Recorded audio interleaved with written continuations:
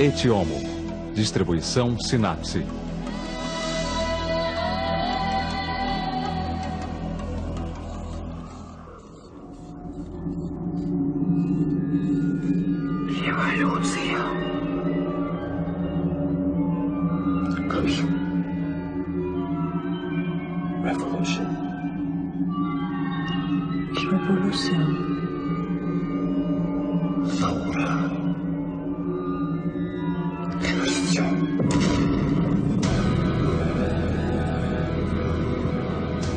Revolução.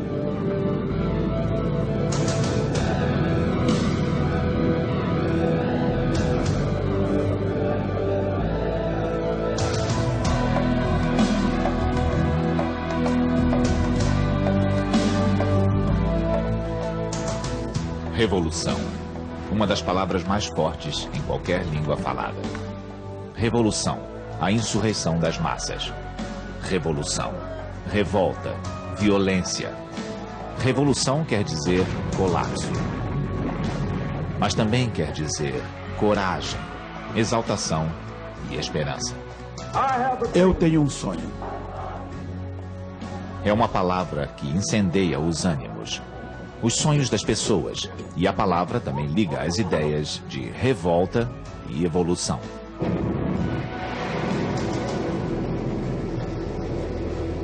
Revolução lembra contrastes, ricos e pobres, elite e povo, liberdade e opressão. Revolução também tem a ver com ciclos. Revolução é tumulto, mas também é uma roda que gira. Às vezes ela pode virar lentamente, mas sempre deixa mudanças profundas.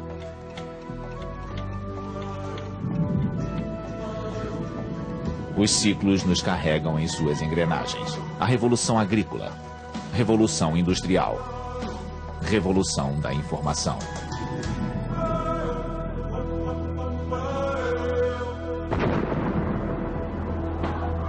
Politicamente é a queda de um regime, seguida de mudanças radicais na sociedade.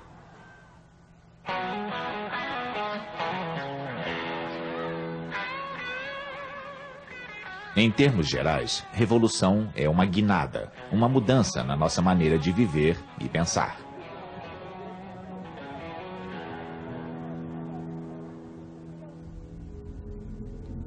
Revolução. A palavra seduz. Ela evoca nobreza, dignidade e a luta por um mundo melhor. E também é assustadora, por significar desordem, o desconhecido, o caos.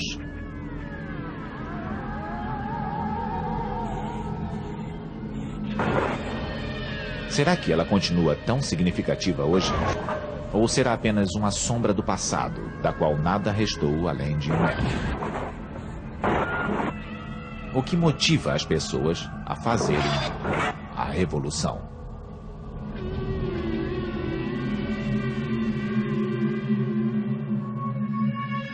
Governantes e governados.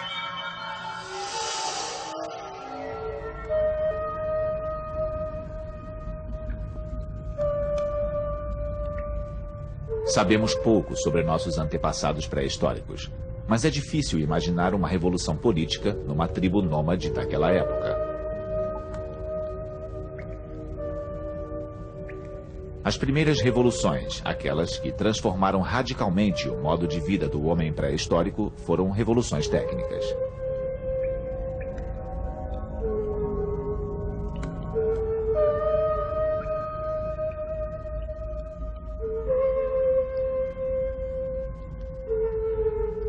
A primeira grande revolução da história foi a introdução das ferramentas. Isso aconteceu há cerca de 2 milhões de anos, mas ainda vivemos os seus efeitos. Criando ferramentas que permitiam dominar a natureza, o homem pôde garantir sua sobrevivência e começar a se defender melhor.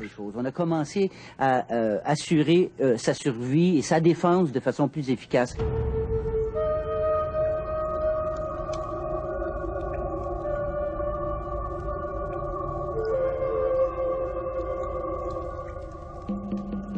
Foi nesse tempo remoto que descobriu-se o fogo, e a vida dos clãs nômades passou a se organizar em torno das refeições em grupo. Como ocorre com outros animais que vivem em grupos, as disputas hierárquicas entre os humanos aconteciam segundo rituais pré-estabelecidos, sem ameaçar assim a estrutura do grupo. A hierarquia se baseava em idade, sexo, experiência ou na força física do líder.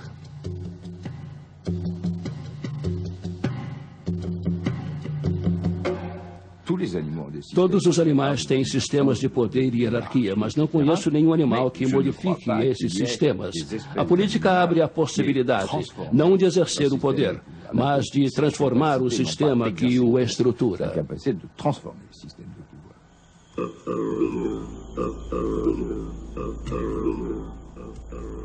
Na época das tribos nômades, não existiam muitos humanos, e todos viviam espalhados. As pessoas não se encontravam com muitos estranhos ao longo da vida. Exceto por disputas ocasionais por território, a vida transcorria em paz.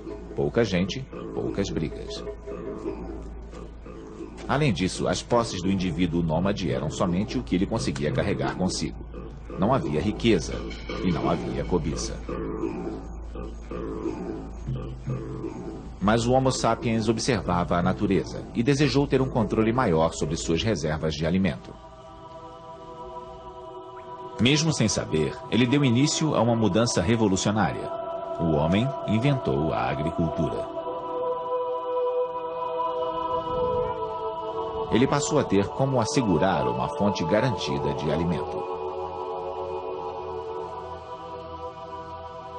Com a agricultura veio a criação de animais.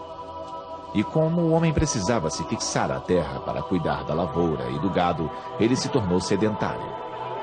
E assim, pôde começar a acumular riqueza.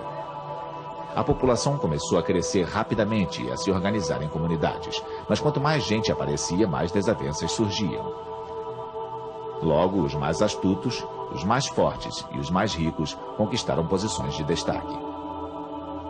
E quando se está no lugar do mais forte, a tentação é grande para explorar os mais fracos.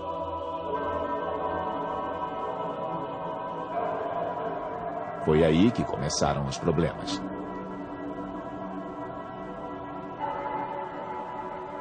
Reis, nobres e sacerdotes se apropriavam dos excedentes produzidos pelas classes menos favorecidas. Eles faziam uso do que fosse necessário para manter o seu poder, inclusive de brutalidade. Mas por vezes as pessoas se cansavam de estar sempre por baixo e acabavam perdendo a paciência.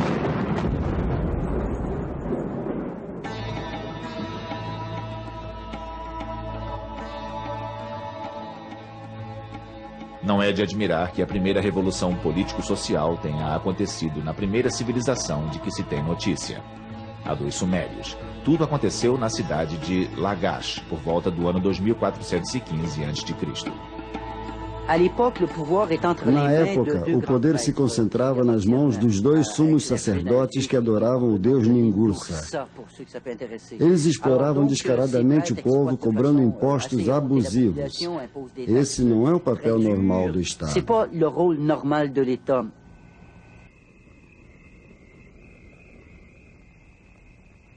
Os escribas já registravam essa exploração há mais de 4.000 anos. Quando uma família enlutada leva um corpo para sepultar, sempre há funcionários públicos e exploradores para recolherem o que puderem da cevada, do pão, da cerveja e dos artefatos. Há cobradores de impostos por toda parte.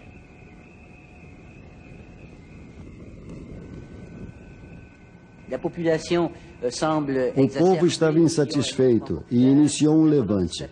Um sujeito chamado Urukagina aparentemente era o líder. Ele derrubou o sistema e implantou várias reformas. Ele liderou a revolta que se transformou numa pequena revolução política, pode-se dizer, já que envolvia o Estado. Mas ela não questionava a natureza desse Estado, e sim os seus procedimentos.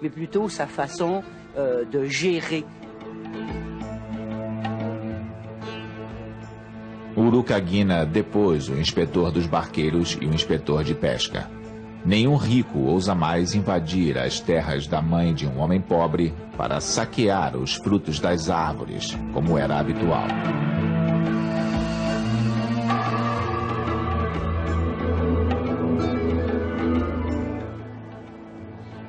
Historicamente, nem todas as elites exploraram os menos favorecidos. Algumas eram formadas por indivíduos que sonhavam com justiça e, por vezes, foram os precursores de revoluções. Foi assim que o aristocrata Solon ajudou a criar a democracia na Grécia quase 2.600 anos atrás.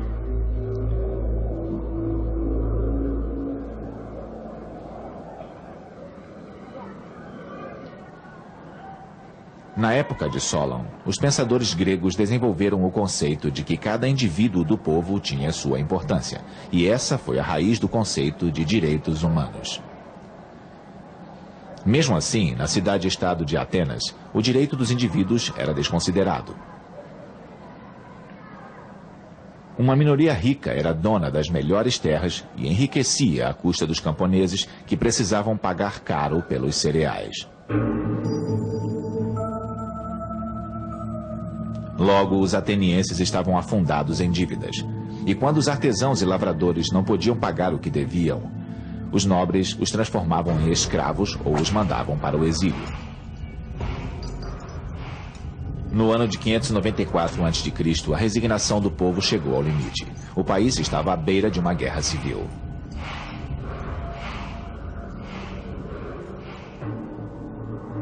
Foi então que Solon abrandou a crise. Ele propôs uma anistia política e o fim da escravidão com base em dívidas. E estendeu o direito de supervisionar a administração da cidade a todos os cidadãos atenienses. A nova democracia não tinha efeito para mulheres nem para escravos. Mesmo assim, foi uma ideia revolucionária num mundo onde, mesmo nas outras cidades da Grécia, somente os membros da aristocracia podiam reivindicar o status invejável de indivíduos. Na Grécia Antiga, sobretudo em Atenas, o movimento foi coletivo, mas estava concentrado no que chamamos de individuação, na liberação do indivíduo.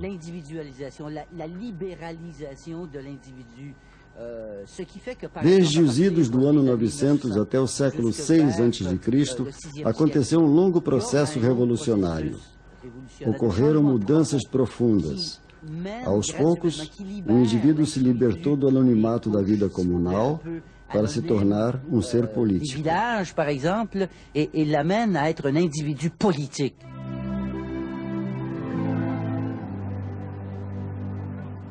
Graças a Clístenes e Péricles, que apoiaram as reformas de Solon, toda a comunidade ganhou soberania. Pela primeira vez, todos os homens se tornaram iguais perante a lei. A linhagem e a riqueza não eram mais garantias de privilégios.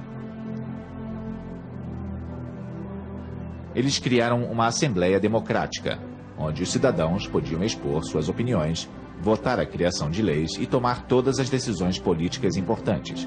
As autoridades encorajavam tanto a participação que, quando o quórum era reduzido, uma polícia especial vasculhava as ruas para capturar cidadãos que eram convidados a participar sob ameaça de serem multados.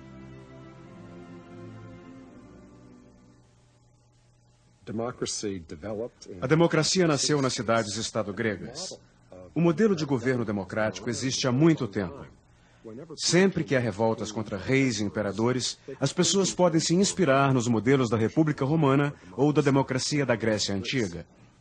Mas nunca foi fácil implementar esses sistemas. Para derrubar a monarquia, muitas vezes é necessário criar instituições ainda mais fortes, capazes de controlar grandes estados.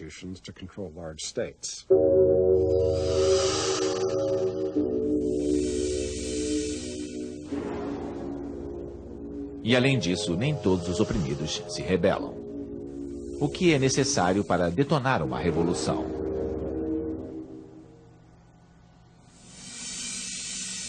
Liberdade ou morte.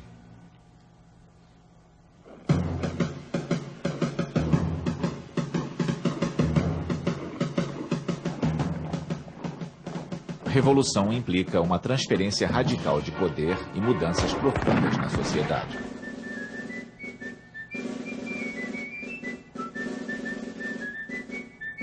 As revoluções americana e francesa ajudam a compreender quais os elementos necessários para fazer uma revolução eclodir.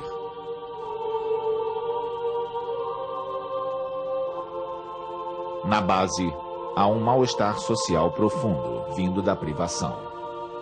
Privação de alimento, de direitos fundamentais ou de liberdade, ou dessas três coisas juntas.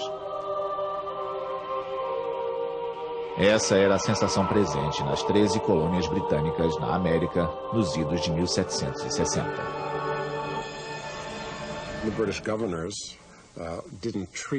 Os governadores britânicos não davam aos americanos o respeito que eles julgavam merecer. Eles se viam como britânicos, tanto quanto os europeus, e merecedores de um tratamento à altura. Os americanos se sentiam tolhidos e explorados pelos altos impostos. Sentiam que os britânicos os tratavam como servos, em vez de cidadãos livres, e quiseram corrigir isso tudo.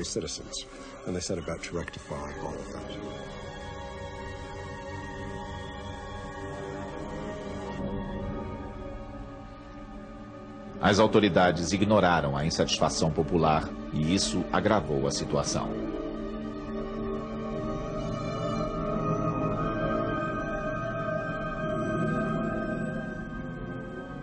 Luís XVI cometeu o mesmo erro na França.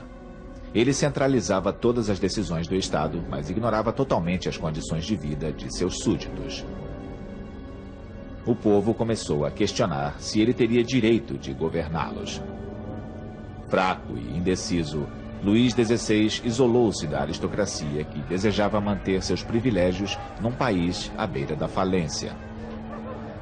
Dos burgueses que exigiam mais poder e dos artesãos e camponeses que não estavam mais dispostos a viver na pobreza. Os alarmes estavam soando, mas o rei não deu ouvidos. Da mesma maneira como, anos antes, Jorge III da Inglaterra havia ignorado as exigências das colônias americanas. O governo britânico via as colônias como um bem a ser administrado em benefício da elite local. Isso deixava indignados os americanos de todas as camadas sociais. Os fazendeiros pobres foram os grandes responsáveis pelo início da Revolução, pois queriam a posse da terra.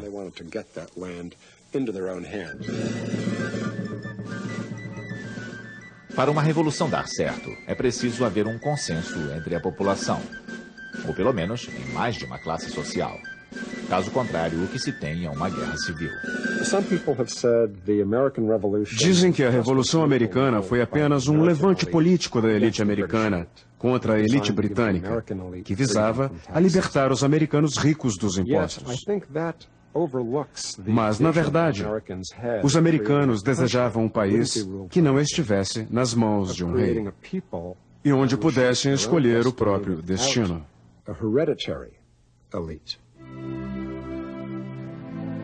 Esse ideal revolucionário é expresso no texto de Thomas Jefferson da Declaração de Independência.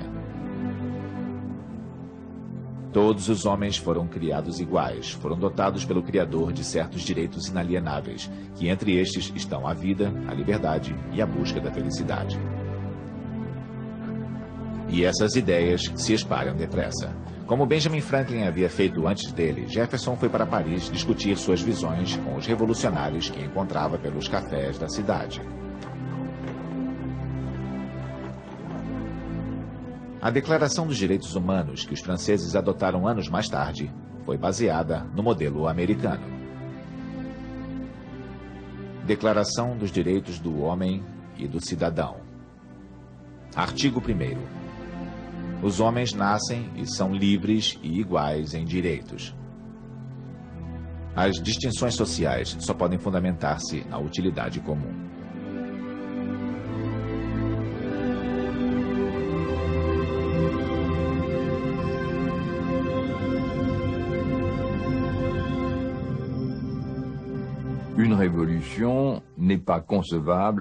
Não existe revolução sem líderes. Pode ser uma pessoa ou um grupo de pessoas. Não há revolução sem uma contra-elite, uma vanguarda revolucionária. Em geral, há um líder que é ao mesmo tempo o estrategista e o líder carismático, que expressa os desejos do povo. Et un personnage charismatique, c'est-à-dire à travers lequel les gens expriment leurs désirs.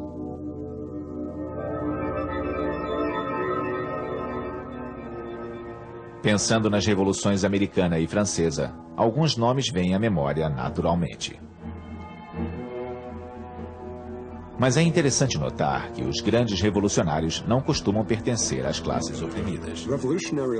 Os líderes são aqueles que desejam mudanças para o seu país e que, provavelmente, escolheriam carreiras políticas, mas se veem num contexto em que não é possível promover mudanças da forma convencional.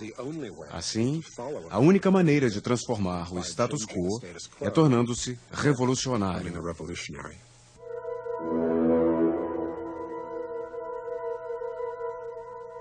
Depois de tudo pronto, há um último fator necessário para detonar a revolução. Este fator final é o catalisador, o acontecimento que acende o pavio.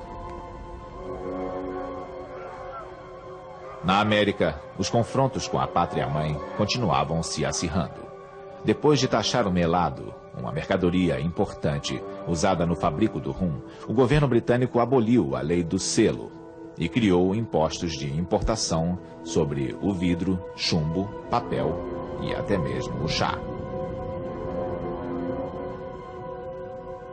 Os americanos se rebelaram.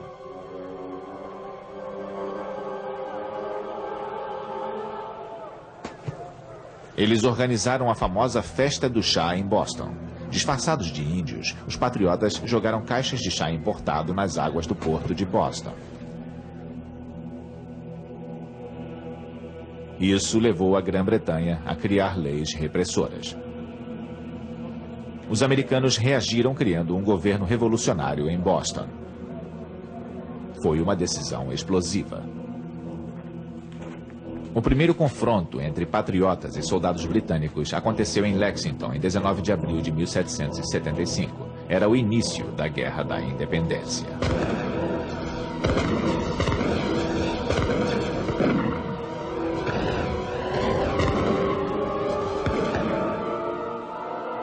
O conflito só teve fim em 1783, quando a Inglaterra reconheceu oficialmente a independência dos Estados Unidos da América.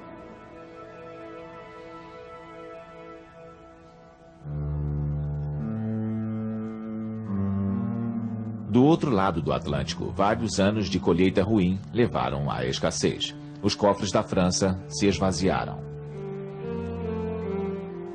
Em 1789, em resposta ao descontentamento popular, o rei convocou o Estado Geral. A burguesia convenceu membros do clero e da nobreza a exigirem a criação de uma Assembleia Nacional. Por fim, Luís XVI cedeu, permitindo que uma Assembleia com representantes eleitos supervisionasse a administração do Estado.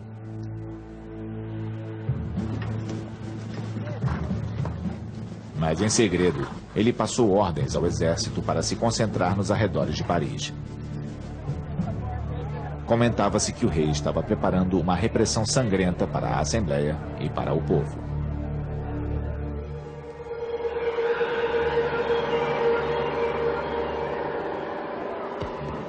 Em 14 de julho de 1789, a multidão atacou e tomou a Bastilha, a prisão da coroa, onde esperava encontrar armas para a sua defesa.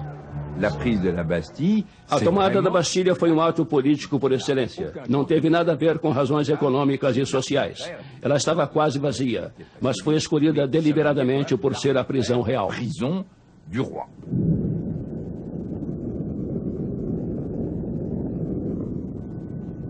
Mas revoluções não acontecem num único dia. É preciso tempo para derrubar todos os opositores.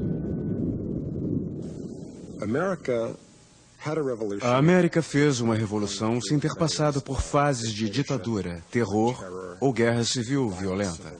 Isso é raro.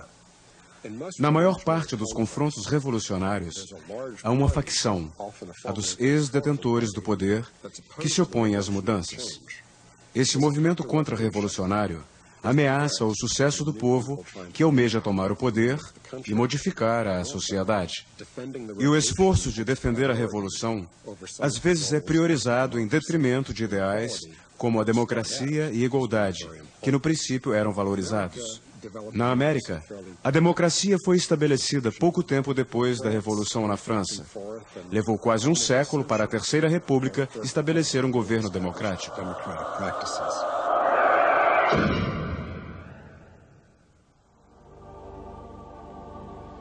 Liberdade de expressão, de ideias e de movimentos. Essas foram as grandes conquistas de revoluções políticas, muitas vezes defendidas com o derramamento de sangue. Máquinas e mentalidades.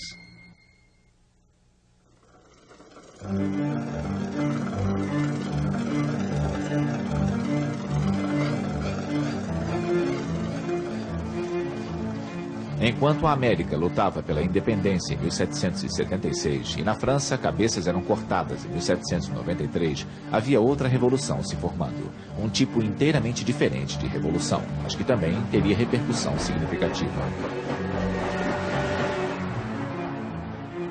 Na Grã-Bretanha, inventores criaram um aparelho que iria revolucionar o mundo: a máquina a vapor. Será justo chamar a Revolução Industrial de revolução? Sim, se considerarmos a mudança que ela provocou na vida das pessoas. A máquina a vapor e as ferrovias que permitiram o transporte de alimentos e o desbravamento de novas terras transformaram a visão que se tinha sobre o que era possível. Mas levou tempo para as pessoas se darem conta disso. A Revolução Industrial não foi um processo acelerado como a Revolução Francesa, que num instante derrubou um rei e o mandou para a guilhotina.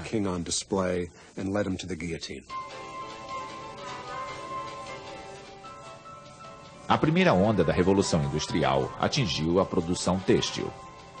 Em primeiro lugar, havia mão de obra disponível depois que implementos agrícolas tiraram o trabalho de muitos lavradores.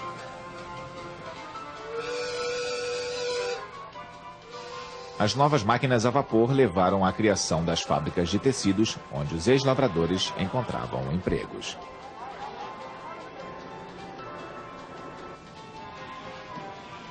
Os empreendedores dispunham de dinheiro para investir e, graças às inúmeras colônias do reino, tinham também mercado para seus produtos.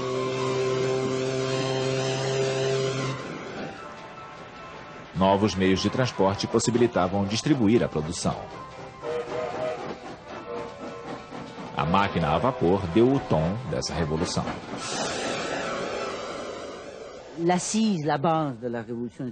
O fundamento da Revolução Industrial está primeiramente na forma de produzir. Ela mudou com a introdução das máquinas e também com as novas maneiras de aproveitar a energia. Surgiu o uso do vapor como combustível, por exemplo. Um dos primeiros efeitos disso na economia foi o aumento da produção e também da produtividade, se falarmos em horas de trabalho.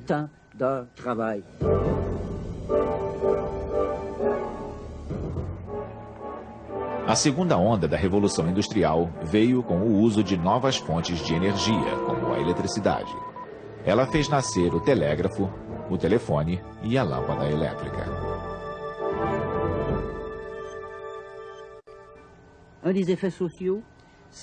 Um dos efeitos sociais foi a transformação de camponeses em operários, agora presos ao ritmo imutável das máquinas.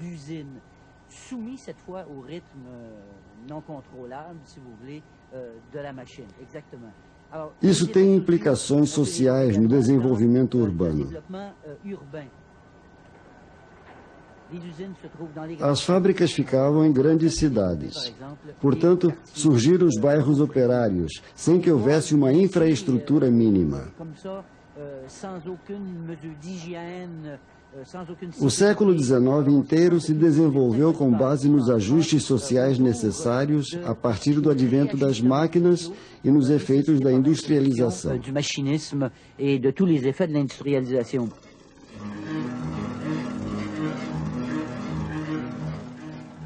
Outro efeito da Revolução Industrial foi o surgimento da classe operária. Sem classe operária, talvez nunca tivesse surgido a nova ideologia que originou a maior revolução do século XX. Essa nova ideologia foi o marxismo.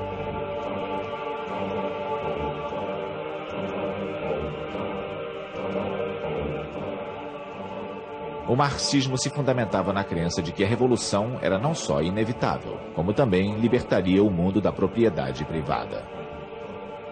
Ela faria surgir uma sociedade em que toda a propriedade seria administrada em benefício dos trabalhadores e as riquezas seriam distribuídas igualmente entre todos.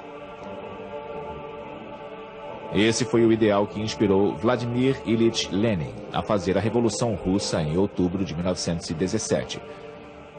E foi a mesma inspiração buscada por Mao Tse-tung quando ele iniciou a longa marcha que o levou ao poder na China em 1949.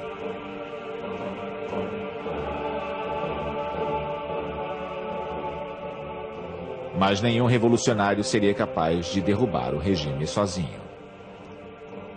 Revoluções são feitas com a força da união. Os indivíduos, um a um, devem abraçar o sonho da mudança e a mentalidade reinante deve ser renovada.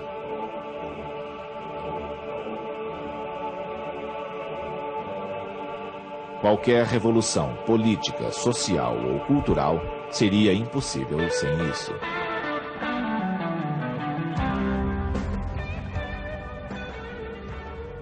A chamada revolução sexual, por exemplo, seria impensável sem uma mudança profunda de mentalidade.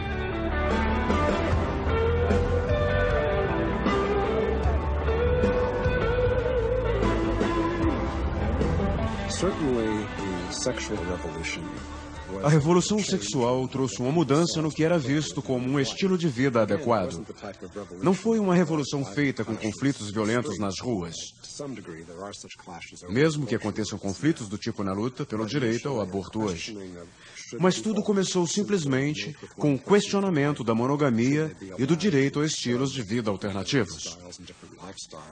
Foi um ataque à autoridade reinante, mas não com uma derrubada violenta.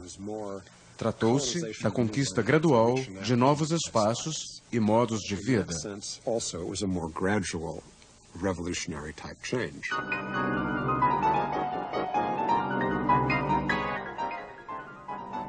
E essas mudanças revolucionárias que abalaram o mundo ocidental não teriam sido possíveis sem a mudança radical de mentalidade criada pelo feminismo.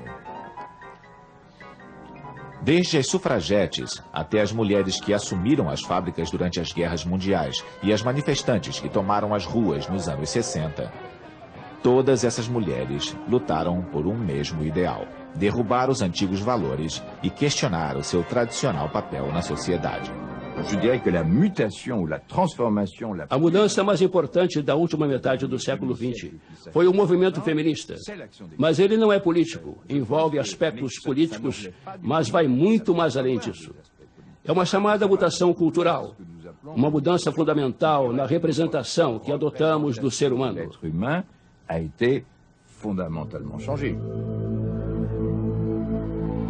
Se o feminismo colocou em xeque a visão que temos dos seres humanos, o movimento ambientalista questionou o lugar do ser humano no universo em que vivemos.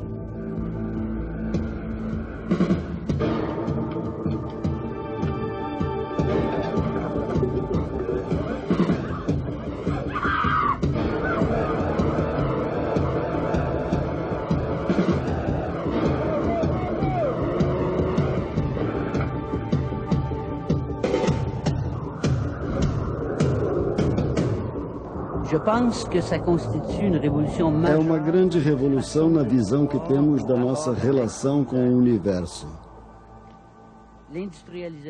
A industrialização levou ao uso descontrolado da natureza, como se ela existisse para ser explorada e violentada sistematicamente. Mas agora nos demos conta de que há limites para isso. Eu espero que todo esse questionamento e as mudanças de comportamento com relação ao planeta e aos seus recursos levem a uma verdadeira revolução. a uma nova relação entre homem e natureza. Que serait celui d'un nouveau contrat entre l'homme et la nature.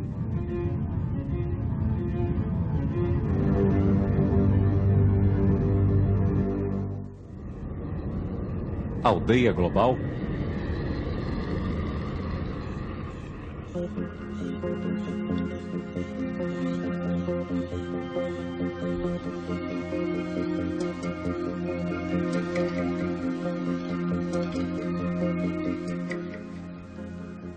Nenhuma revolução é possível a menos que seus ideais políticos, sociais ou culturais possam ser propagados.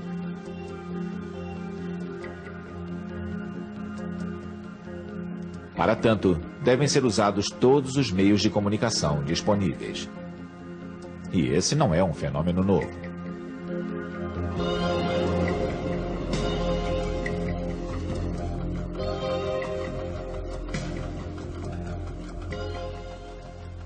Desde o surgimento da imprensa, as guerras panfletárias sempre foram parte das revoluções. Os jornais fazem as ideias circular. O rádio e, mais tarde, a televisão se mostraram ferramentas incríveis de propaganda. O que vocês precisam? A revolução existe desde a antiguidade, mas a tecnologia mudou a sua forma. Com a criação da imprensa, viu-se pela primeira vez o amplo debate popular sobre ideias revolucionárias. Guerras panfletárias marcaram a Revolução Inglesa, Americana e Francesa. E se os panfletos puderam ampliar o alcance dos ideais revolucionários, a TV serviu para divulgar ainda mais, tanto as ideias quanto imagens dos atos em si.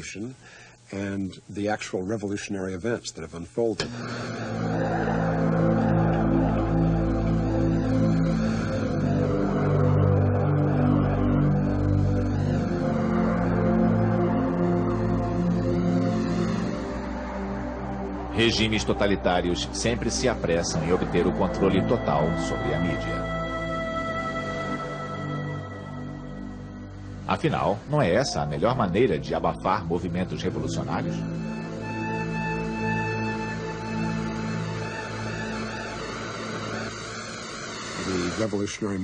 Os movimentos revolucionários em Timor-Leste, no Tibete, seriam ignorados pelo mundo se não houvessem as redes de informações passadas pela TV, fax e internet. A comunicação mantém as ideias vivas e circulando. Quanto mais eficazes os meios de comunicação, mais difícil será conter os revolucionários.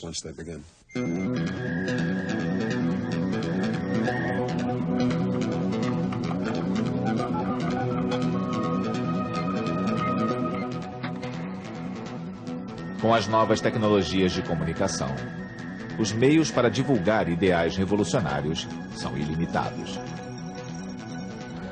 A própria onda de novas tecnologias tem sido chamada de revolução da informação. Mas será mesmo uma revolução? Révolution, c'est une image qui veut dire que... Revolução é uma mudança completa. Eu prefiro o termo mutação. Não me importo de falar em revolução, mas fica sem sentido. Nós intuímos a existência de sociedades pré-industriais. Depois vieram as sociedades industriais. E hoje vivemos na sociedade pós-industrial. Seja da comunicação, da informação ou do que for. A revolução, no sentido de uma mudança de estrutura, realmente aconteceu, mas não quer dizer que tenha sido conquistada à força. Brusque. Et par la force, évidemment non.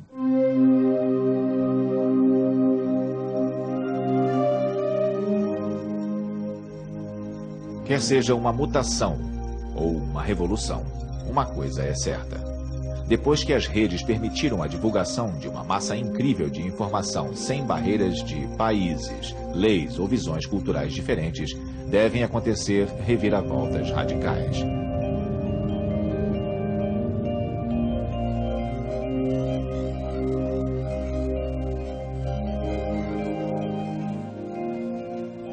Mas qual o impacto da revolução da informação na nossa vida cotidiana? Já se fala em mudanças radicais.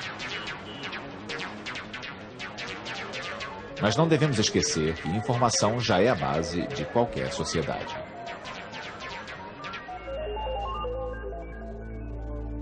A troca de informações possibilita a existência de linguagem, educação, cultura e economia. O século XXI não será o século da tecnologia, porque temos novas ferramentas. E espero que com elas as pessoas tenham como se educar mais, aprender, se engajar politicamente e ter mais contato com os outros, partilhando problemas e também soluções.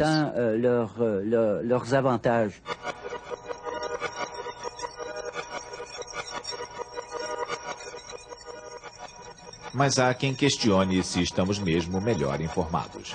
Será que não corremos o risco de nos afogar nesse mar de informação bruta? Além disso, como ela não está igualmente disponível para todos, a lacuna entre países com acesso a ela e os que não têm acesso deve se aprofundar ainda mais. Os efeitos dessa terceira onda da Revolução Industrial variam de região para região. Mas eles vão variar também de acordo com quem os analisa. Será que o termo revolução perdeu o seu brilho? O uso exagerado do termo quase o banalizou. Já estamos chamando qualquer mudança de revolução, até como instrumento de marketing. Apregou-se inovações revolucionárias em detergentes e cremes dentais. Claro que o termo evoca uma imagem atraente de novidade e melhoria. Mas estamos exagerando. Hoje, todos se empolgam ao falar de revolução da informação, mas, como aconteceu com a Revolução Industrial, vai levar décadas para termos a noção exata das implicações dela.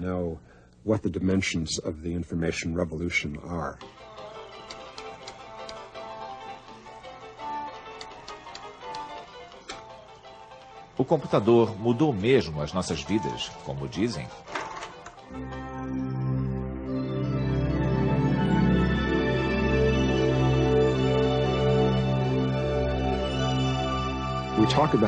Fala-se em trabalho à distância, mas a maioria das pessoas ainda precisa ir para o escritório. Fala-se na comunicação via computador, mas as companhias de aviação nunca transportaram tanta gente pelo mundo, porque as pessoas querem interagir pessoalmente. Ainda não confiamos no computador para mediar todas as nossas trocas. Não deixamos que ele substitua o que chamamos vida normal.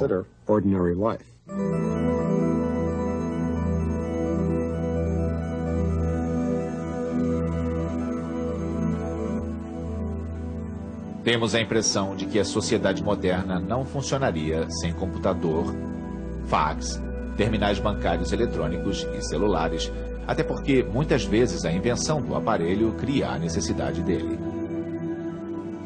Mas será que isso tudo faz as pessoas se sentirem menos solitárias? Todos esperamos o nascimento de uma fraternidade sem fronteiras, a tão falada aldeia global.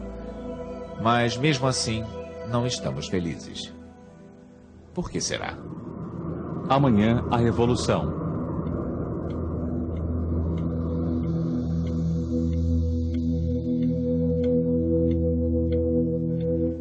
Se voltarmos no tempo, nos daremos conta de que toda a história humana se desenrolou num piscar de olhos. Será que tudo não aconteceu depressa demais?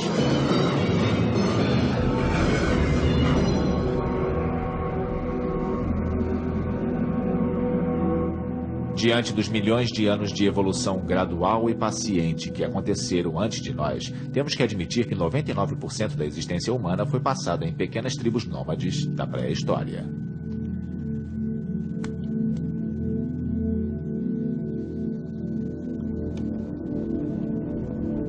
O ser humano passou 600 vezes mais tempo colhendo frutos e correndo atrás de caça do que fazendo revoluções.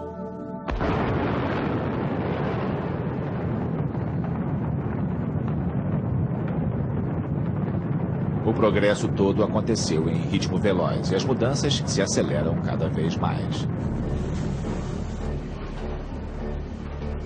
Algumas pessoas sentem que estão perdendo o controle das coisas e se perguntam quais serão as consequências de tanta mudança. O tempo passa, nós nos adaptamos e a vida segue até a próxima virada. Mas será que a revolução é necessária para a evolução? Países como o Canadá atingiram um alto grau de desenvolvimento industrial e de democracia sem revoluções. E países que passaram por revoluções não têm se saído bem em termos econômicos e de implantação da democracia. Os resultados práticos da revolução nem sempre são uma garantia de melhora. Mas temos a utopia da revolução, a ideia de que as pessoas podem melhorar a sua vida. Nos países que passaram por revoluções, qualquer que tenha sido o resultado delas, as pessoas têm a sensação de que o futuro está em suas mãos.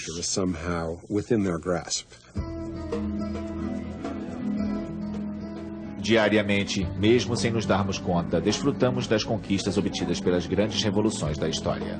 Muita gente no mundo tem o direito de expressar suas opiniões, de praticar a religião que escolherem ou nenhuma religião, de ser defendidos por um advogado em caso de acusações e de se deslocarem livremente. Tudo isso porque nossos ancestrais defenderam bravamente ideais de justiça no passado.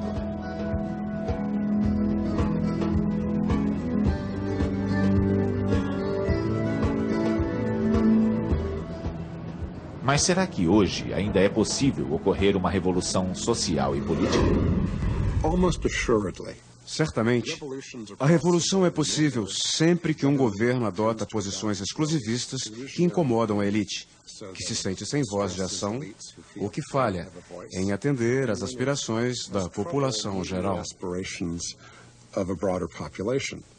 Nous voyons davantage dans la révolution une rupture. Revolução é ruptura, é violência. Hoje temos mais consciência das consequências perigosas das revoluções. Por isso, eu acho que a ideia de revolução está em declínio e a de democracia em ascensão. Qui descend et que l'idée de démocratie est un astre qui monte.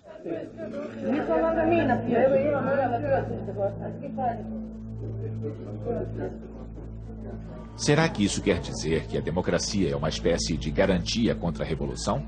Obviamente, qualquer regime democrático permite mudanças sem que, necessariamente, a autoridade seja derrubada. Mas isso irá revolucionar o mundo?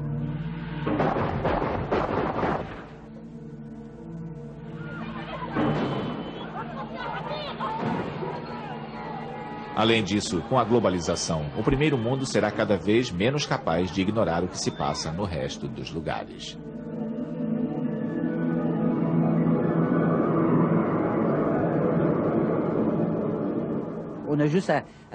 Basta fazer uma análise histórica, a começar pelas grandes migrações evolucionárias que inevitavelmente vamos questionar o mundo atual. Temos as pessoas que vivem no terceiro mundo, nos chamados países que não estão se desenvolvendo, mas na verdade eles têm o seu desenvolvimento reprimido e estão cada vez mais revoltados com isso. A migração desses povos deve aumentar, tornando-se cada vez mais difícil de ignorar. Isso criará problemas que o hemisfério norte será forçado a enfrentar.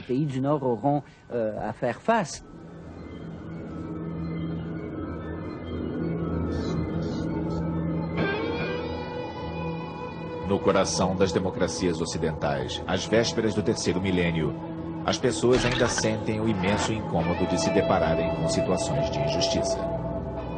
A justiça social ainda existe nos países industrializados?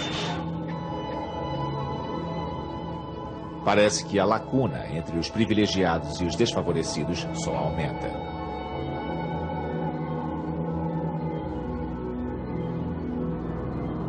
O incômodo existe, é palpável.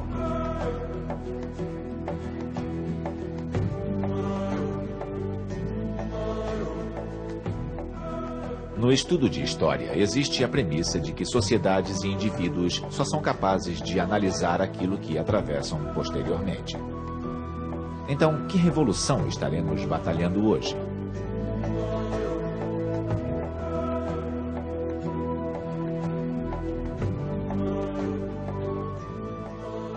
Sem dúvida, os nossos filhos serão capazes de nos dar essa resposta no futuro.